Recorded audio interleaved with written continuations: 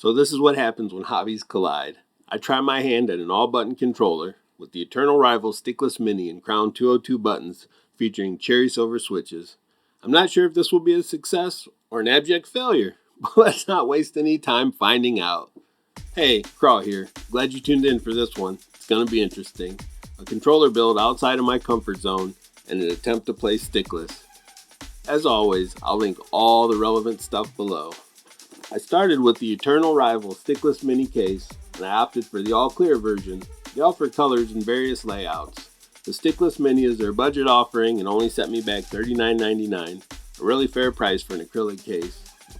But for some reason, I keep choosing clear and then try to avoid getting it all fingerprinted. This case is very compact and set up for 11 24mm action buttons and a single 30mm action button. There's also 2 auxiliary ports and a neutral hole on the front, and 2 more aux buttons on the left side. Getting back to that hobby collision, I chose Crown 202 buttons for the action buttons, and Sanwa buttons for the auxiliaries. The Crowns have cherry speed silvers. I did try swapping them for some GAT cap yellow switches, and it sounded great. I think the 24mm buttons are designed with the short travel of the silvers in mind, because I really had to mash the yellows to get any consistency out of them, and striking the edge of the buttons wouldn't always register. So back in the speed silvers went, but not before lubing them like a Keeb nerd I am. The full Crytox treatment, and they went back in, sounding awesome and registering all my presses accurately.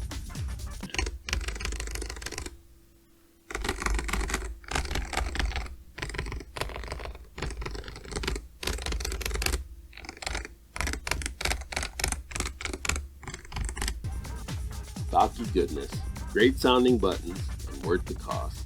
The case is very tight internally, and if you're planning on doing a Tech Flex wiring harness, I probably wouldn't start here. I'd definitely work in something larger until you have a few harnesses under your belt, unless of course you love a challenge, or swearing.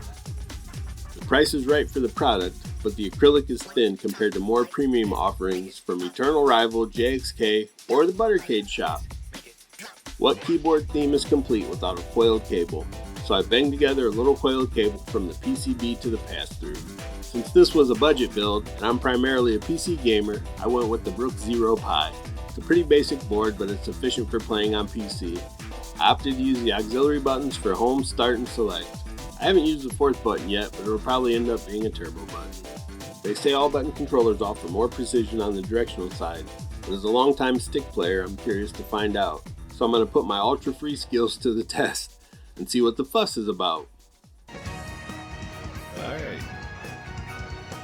First go around with the hitbox. What happens?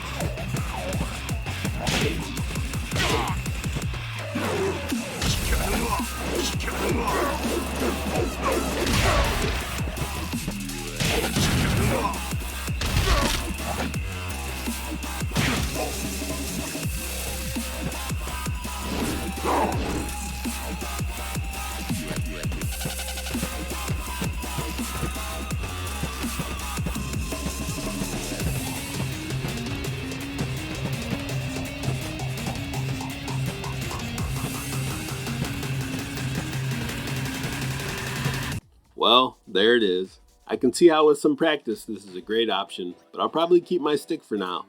Old habits die hard. If you want to try Stickless without breaking the bank, this is a great project. The Eternal Rival is really great for the price, combined with a Zero Pi and your favorite buttons. This is a good jumping off point for an all-button controller, and an excellent place to start if you want to start building your own. You all know you can't have just one stick, but you gotta start somewhere. If you prefer a traditional fight stick, check out this Buttercade Bomber review next.